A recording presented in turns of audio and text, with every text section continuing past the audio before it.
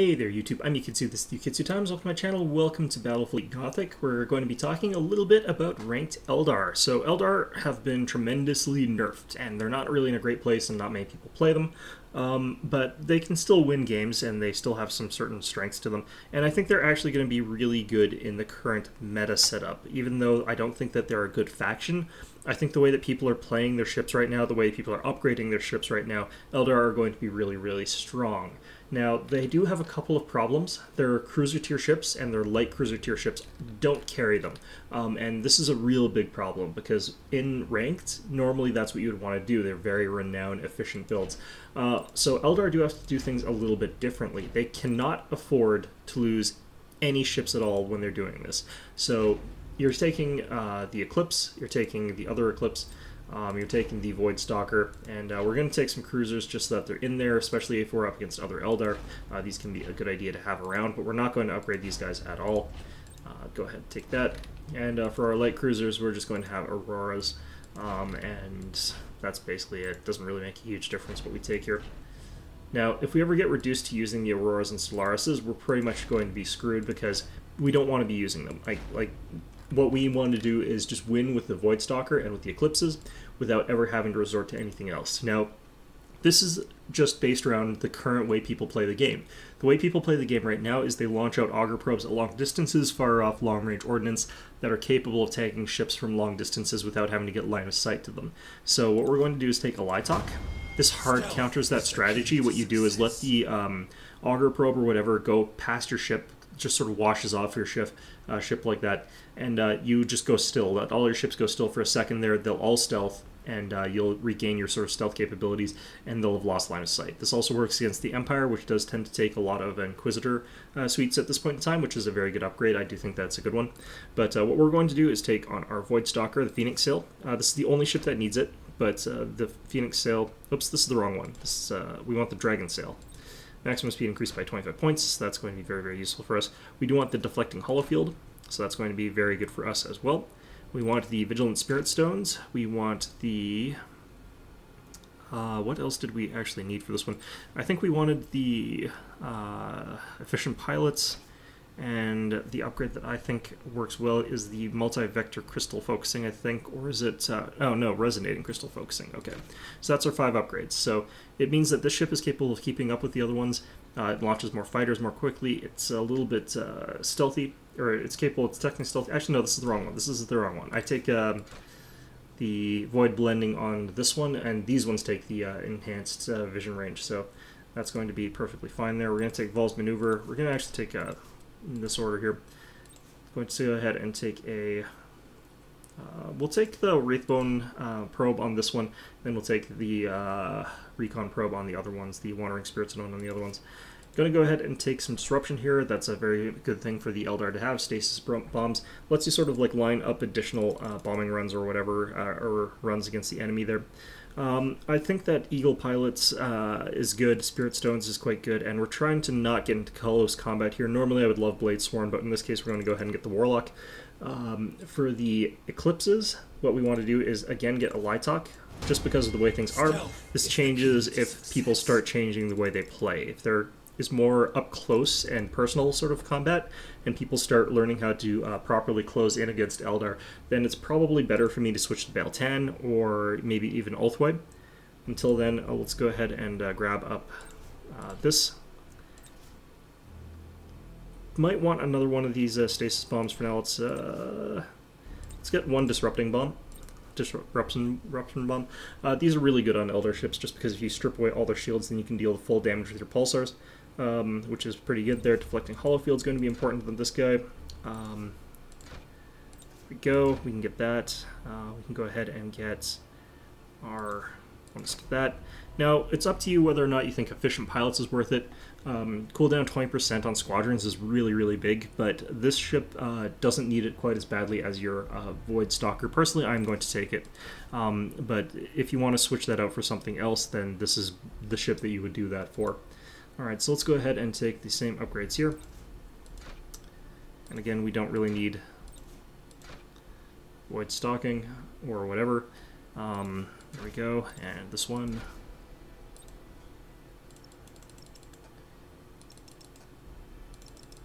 And we got the right crew setup on all these, right? Alright, good. Let's go ahead and check out our skills here. Let's go ahead and grab this. Let's grab, I feel like 2 of these is usually the right call there, and we'll get 1 more of the stasis bombs. So with Eldar, if you can stasis bomb your opponent in place there, then they just are completely screwed. Alright, I do have to drop 1 upgrade. What do I want to drop in terms of upgrade? Well, I mean, what's probably going to end up happening is we just have 1 ship that has Vigilant Spirit Stones, which really, really sucks, but it is probably the best thing to drop there. So we do need to keep our spotter ship alive to a certain extent because of that, but we have got spotting tools in this composition, so that's fine. I forgot that we need to drop 1 of those if we want to afford all this. Stealth is the key to success. Alright, so we're just going to upgrade crew here. For this particular type of ship, the Kurnos pattern, this is for if we're up against other Eldar, so what we're going to do is take Bladesworn, Warlock, and Spirit Stones. We don't need the Eagle pilots as badly. So let's go ahead and get these. Go.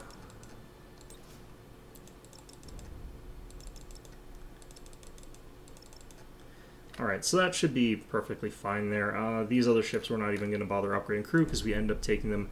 We're going to basically get immediately blown up by whatever it is we're up against. So let's see if we can get ourselves a match here. So the way this faction works and the way they currently are, they rely very heavily on bombing runs, which, you know, a lot of people do now. Ordnance is a little bit more important than it used to be, but the Eldar don't really need torpedoes. The factions that you would think torpedoes would be good against, you know, you don't really need them against. Like Space Marines, torpedoes are very, very good against, but at the same time, it's very easy to kill the Space Marines with pulsars, so you don't need them against them. They're really sort of iffy against Tau. Sometimes they're really strong against Tau, but other times they have enough ordnance waves themselves that they simply don't get hit by your torpedoes. They just blow them all up with fighter screens, and then you end up doing 0 damage with your torpedoes, and the same happens with your bombers. But, you know, if you're up against Tau, the nice thing about Eldar is that, you know, I've got quite a few carriers myself. We've got faster reload on them, and our pilots are more efficient than their pilots.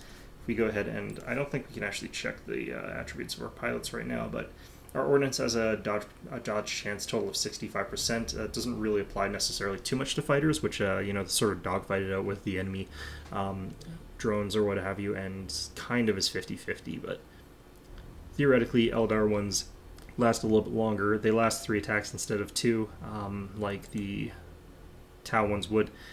Now we could also even get the Darkstar squadrons. I think that that is something that might be in the meta right now, but you know, it's not really, it's not hard, it's hard to say whether or not it would be worth it. And we have got like skills that I think are probably more necessary. It's just that if we're going to put it on something like, this is the ship that could potentially benefit from it, but the Webway Slip, you know, is a pretty good ability, the micro warp jump sort of thing. Alternatively, like, honestly, it may not be actually a bad idea, because I rarely have to use the micro warp jump on this ship. It's so slippery and maneuverable as it already is, so it probably isn't that necessary. It's also got a shorter micro warp jump since I don't have the extended vision range, which is something that you would want to have on a ship that's using micro warp jumps. You know, I've got this set to all regions, so it's really weird that there's no one playing this right now, but I guess it's not that weird. It's not a hyper-popular game, and this is the beta, so it's a bit of a shame, honestly. I was hoping that I'd be able to play a couple of matches. By the way, I guess let's go down here and just upgrade up one of our Auroras, or maybe we can even upgrade one of our Kernoses with skills. Yeah, we could get 2 skills on this thing. I don't know if it would be really super worth it, but this could be used if I wanted to fight other Eldar with this ship. So, skills aren't too important, though. I don't think we can afford that much in terms of upgrades. I think we can just get 1. Yeah. Nothing really that I would really want to get, though, either. Star Cannon reload time is, like, such a bad thing there when you're setting it on reload. Like, that doesn't really do much. On the other hand, when you're up against Eldar, Enhanced Infinity Circuit for either lock-on or brace, so that you can get more hits with your Star Cannons or avoid more hits with your from their Star Cannons, is pretty strong. So, you know, that could potentially be quite good. So, I don't know, we'll maybe toss that on there and then take a skill. Like I said, it doesn't really matter what we're doing with the ship, because if we were using it, we're kind of in trouble, but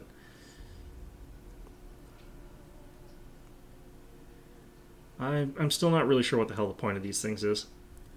Alright. Let's take that.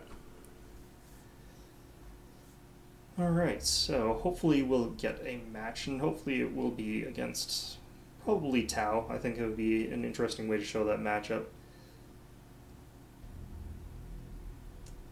But yeah, no, apparently we're just not getting matches today.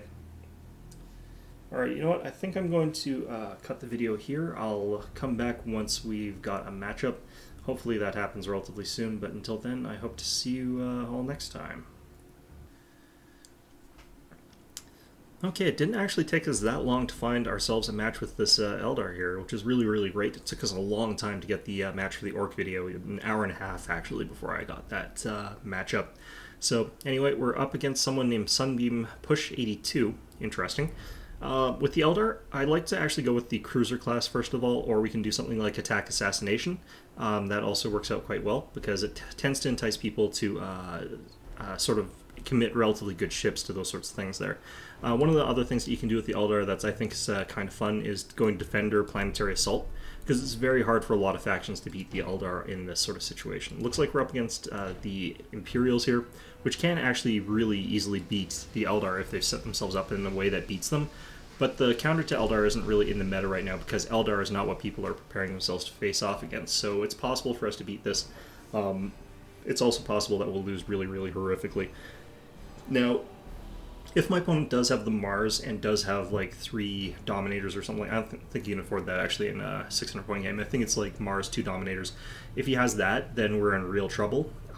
What's going to happen is he'll basically be able to pummel us with his long range Nova Cannon shots, and if he's clever with his shield rotations, he's not going to let us deal any damage to him. He'll basically take like 0 damage whenever we do a pass, and he'll be able to kill us. That's how you win against Eldar. That's how you've been able to win against Eldar since before they nerfed them. It still applies now. It's still very effective against them now. So what we're going to do, though, is just have our ships sit still for a little while. I'm going to go ahead and... actually, we're going to have them prepped to run silently. For that, you don't actually want anything prepped. We are probably going to still have them launch fighter craft. It's still pretty tricky to aim it since they don't center it properly when they're... where the fighter screens like around you don't center properly.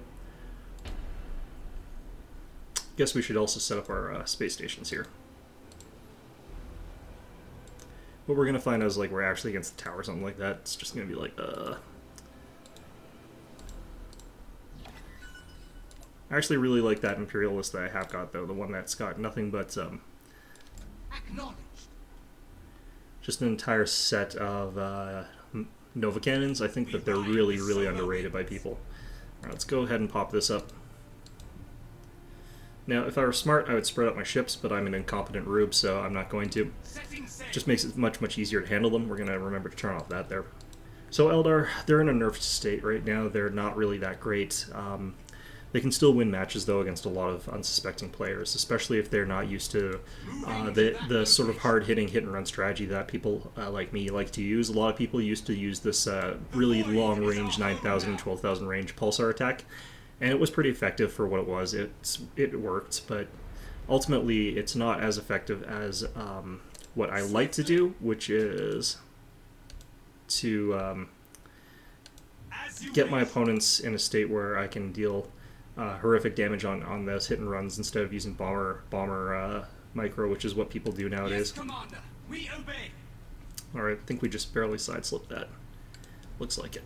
Okay. We ride the solar winds. All right, so at your service. It's going to be a space station that's dropping that. It's not actually our ship per se.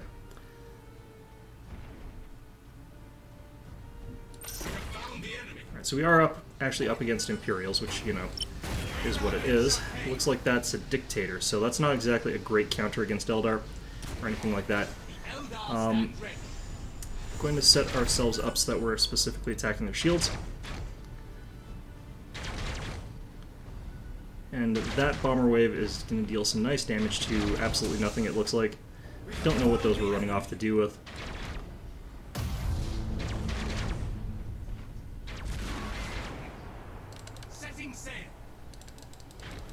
Alright, let's get out of here. The void is our home now. Swiftly. Can we get out of that? Alright, so we need to stay still with these ships for a second here to re-stealth.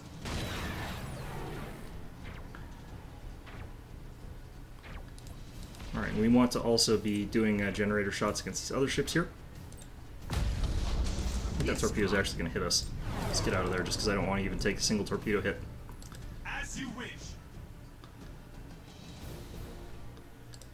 Alright. Moving to that location. Let's go ahead and do a run on this retribution over here. Let's also go ahead and drop this, I think. Just for the hell of it. Alright, fighters being launched there. We can get back with this guy already. Acknowledge. I dislike the nerf to Vol's maneuver. It's kind of a weird thing to nerf. Swiftly. Alright. Have they got any fighters left, I wonder? Kind of do have to wonder that. Right, let's go ahead and pop this. Get ready to do that. Alright, so we set 3 fires on that. That kind of sucks, but is what it is. Alright, we can do this again. Unfortunately, this guy's already got his shields back up. It is a very shield-focused faction. They're very, very good at that. Yeah, and they put out like all 3 of those fires there, so...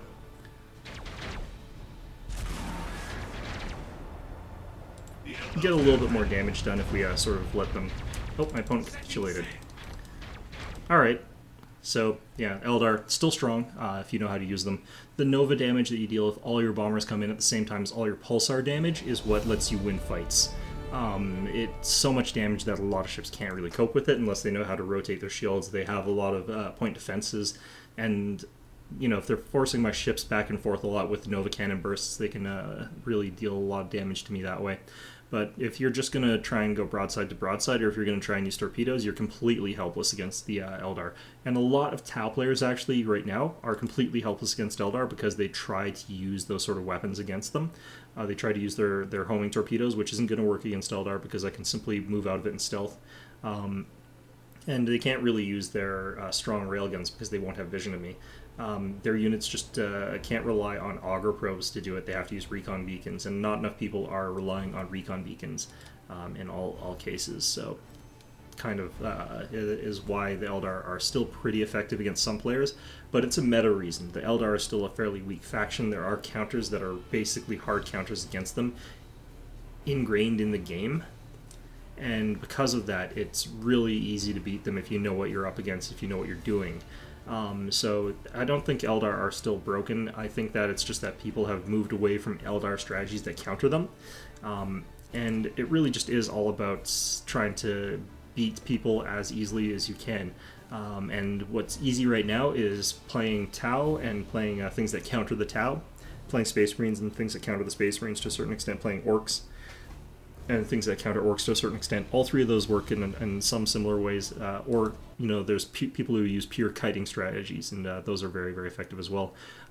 Hit and run is something that people are not used to, and Eldar are the masters of that sort of strategy. So if you can master that strategy with the Eldar, and you can force people out of their comfort zone, it's going to be a lot of really easy wins for you. So, yeah, I still wish that they didn't... nerf Vol's maneuver. It used to be you instantly teleport to facing the other direction. Now it's a sort of mediocrely fast turn. Not really my favorite, but, you know, whatever. Anyway, I hope you found this video enjoyable, and of course, as always, I hope to see you all next time.